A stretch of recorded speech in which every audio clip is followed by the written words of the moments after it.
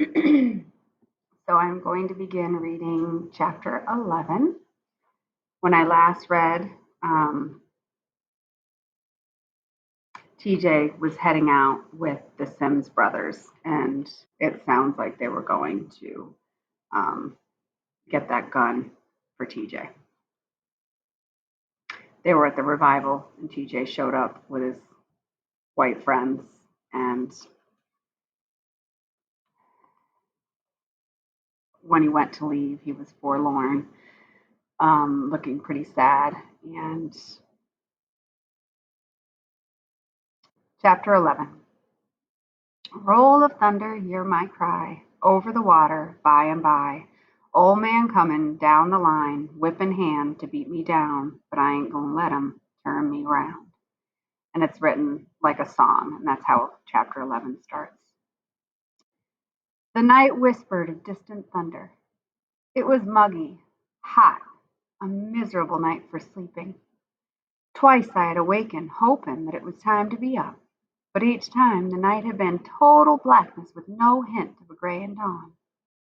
On the front porch, Mr. Morrison sat singing soft, low, into the long night, chanting to the approaching thunder. He'd been there since the house had darkened after church, watching and waiting, as he had done every night since Papa had been injured. No one had ever explained why he watched and waited, but I knew. It had to do with the Wallaces. Mr. Morrison's song faded, and I guessed he was on his way to the rear of the house. He would stay there for a while, walking on cat's feet through the quiet yard, then eventually return to the front porch again. Unable to sleep, I resigned myself to await his return by counting states. Miss Crocker had had a big thing about states, and I sometimes found that if I pretended that she was naming them off, I could fall asleep. I decided to count the states geographically rather than alphabetically. That was more of a challenge. I'd gotten as far west as the Dakotas when my silent recitation was disturbed by a tapping on the porch. I lay very still. Mr. Morrison never made sounds like that. There it was again. Cautiously, I climbed from the bed, careful to awaken Big Ma, who was still snoring soundly, and crept to the door. I pressed my ear against the door and listened, then slipped the latch furiously and darted outside. "Boy, what are you doing here?" I hissed. "Hey, Cassie, would you keep it down?" whispered TJ, invisible in the darkness. Then he tapped lightly on the boy's door again, calling softly, "Hey, Stacy, come on, wake up, will you? Let me in." The door swung open and TJ slipped inside. I pulled my own door closed and followed him. I'm in trouble, Stacy," he said. "I mean, I'm really in trouble." "That ain't nothing new," I remarked. "What you coming here for?" whispered Stacy icily. "Go get R.W. and Melvin to get you out of it." In the darkness, there was a low sob, and TJ, hardly sounding like TJ, mumbled, "They the ones who got me in it. Where's the bed?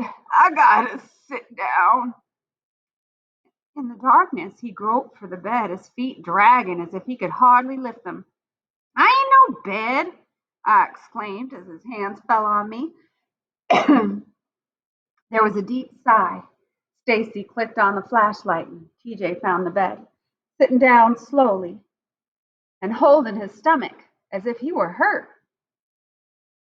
"What's the matter?" Stacy asked, his voice wary. "R.W. and Melvin," whispered TJ. "They hurt me bad."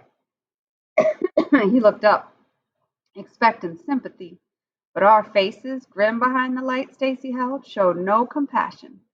TJ's eyes dimmed then. Undoing the buttons to his shirt, he pulled the shirt open and stared down at his stomach.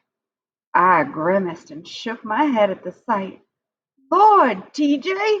Stacy exclaimed in a whisper. "What happened?" TJ didn't answer at first. staring in horror at the deep blue, black swelling of his stomach and chest. "I think something's busted," he gasped finally. "I hurt something awful." "Why'd they do it?" asked Stacy. TJ looked up into the bright light. "Help me, Stacy. Help me get home. I can't make it by myself." "Tell me how come they done this to you." "'Cause I said I was gonna tell what happened." Stacy and I looked at each other, then together leaned closer to TJ. "Tell what?" we asked. TJ gulped and leaned over, his head between his legs. "I'm sick, Stacy. I gotta get home before my daddy wake up. He say I stay away from the house one more night, he gonna put me out, and he mean it too. He put me out. I got no place to go. You gotta help me." "Tell us what happened." TJ began to cry. "But they said they'd do worse than this if I ever told." "Well, I ain't about to go nowhere unless I know what happened," said Stacy with finality. TJ searched Stacy's face in the rim of the ghostly light cast by the flashlight. Then he told his story. After he and the Simses left Great Faith, they went directly into Strawberry to get that pearl-handled pistol. But when they arrived, the mercantile was already closed. The Simses said there was no sense in coming back for the pistol. They'd simply go in and take it. TJ was frightened at the thought, but the Simses assured him that there was no danger. If they were caught, they'd simply say they needed the pistol that night, but intended to pay for it on Monday. In the storage room at the back of the store was a small open window through which a child or a person as thin as TJ could wiggle. After waiting almost an hour after the lights had gone out in the Barnett's living quarters on the second floor, TJ slipped through the window and opened the door, and the Simses entered, their faces masked with stockings and their hands gloved. I wish I had a stocking so I could show you what a face mask in a stocking looks like. And if they were dark stockings like brown, obviously the boys, the Sims brothers, would look black instead of white. So they're disguising themselves. And a stocking completely distorts your features, making you look kind of smushed and grotesque. So it would be hard to, figure out who someone is through a stocking. TJ, now afraid that they had something else in mind, wanted to leave without the pistol, but RW had insisted that he have it. RW broke the lock of the gun case with an axe and gave TJ the much longed for gun. Then RW and Melvin went over to a wall cabinet and tried to break off the brass lock. After several unsuccessful minutes, RW swung the axe sharply against the lock, and it gave. But as Melvin reached for the metal box inside, Mr. Barnett appeared on the stairs, a flashlight in his hand, his wife behind him.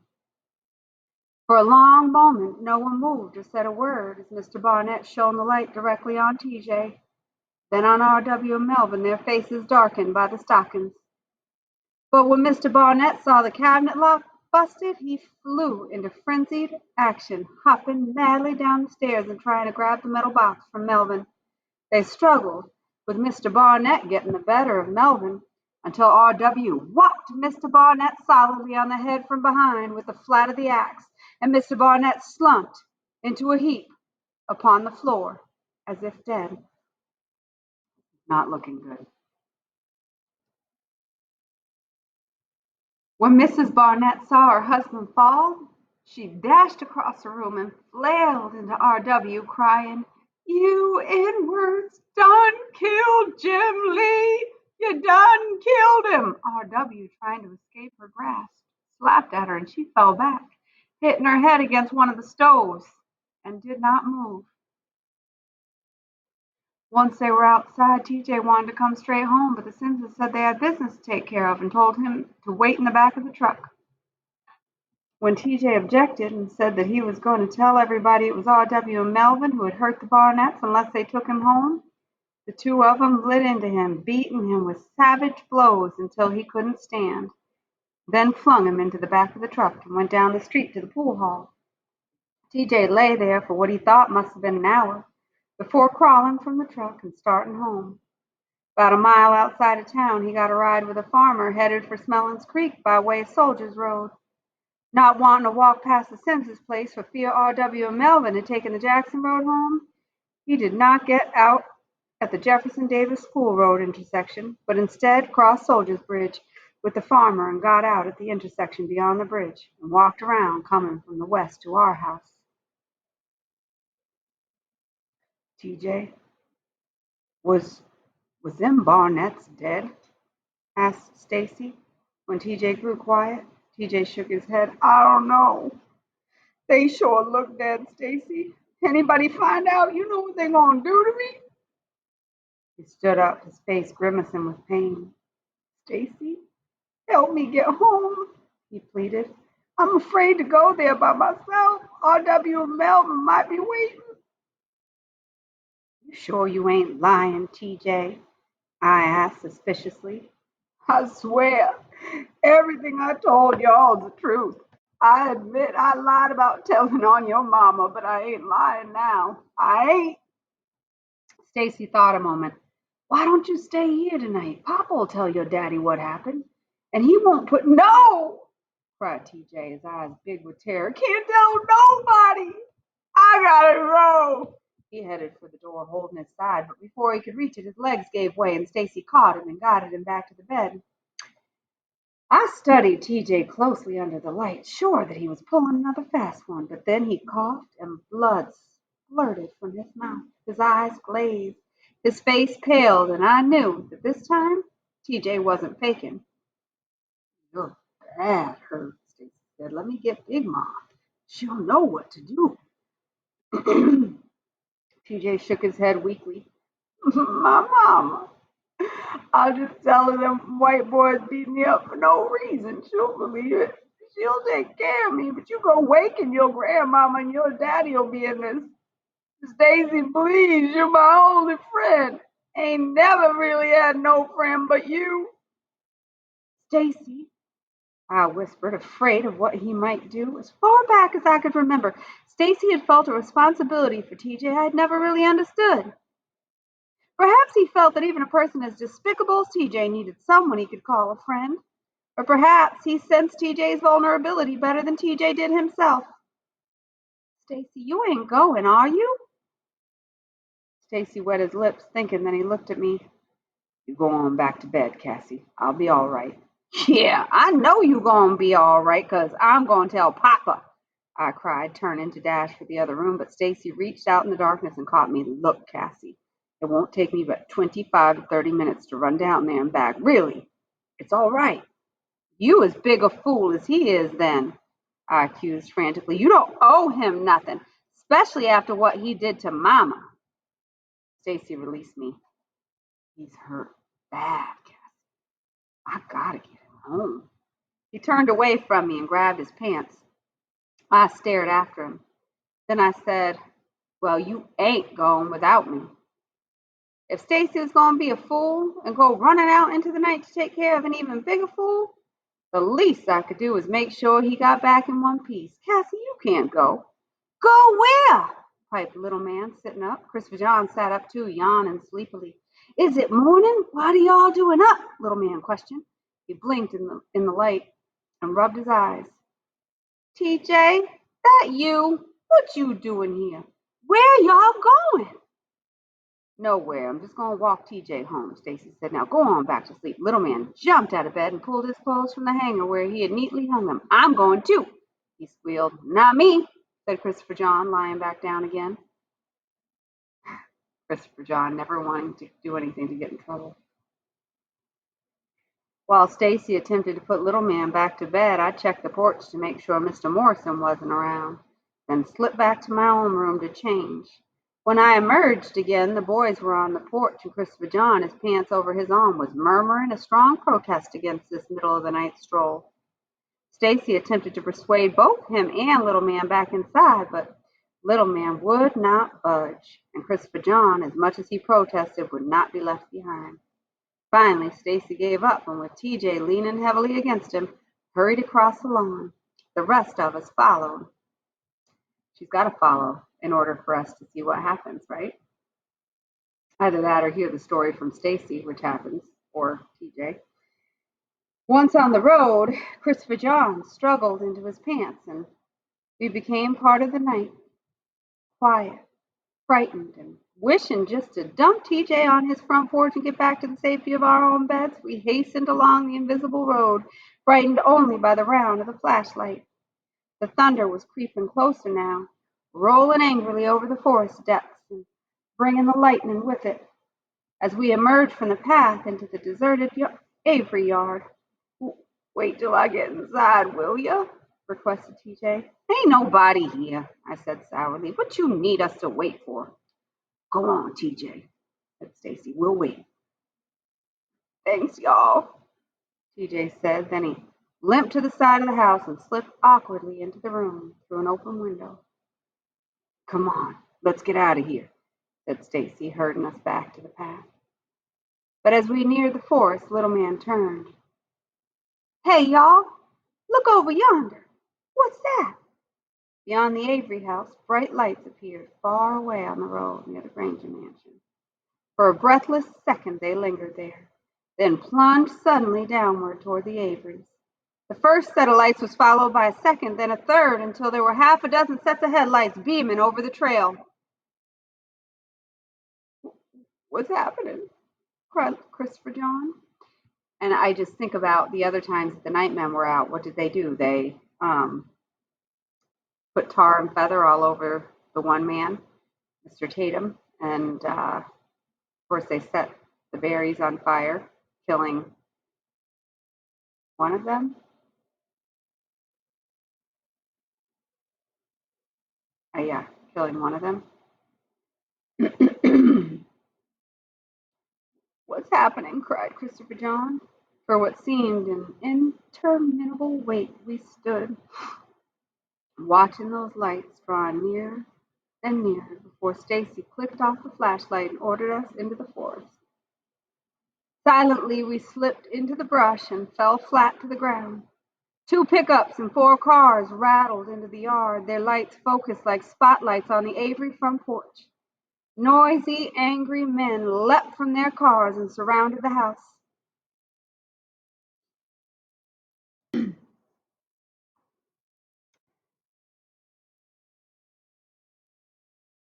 For what seemed, no, Caleb Wallace and his brother Thurston, his left arm hanging akimbo at his side, pounded on the front door with their rifle butts.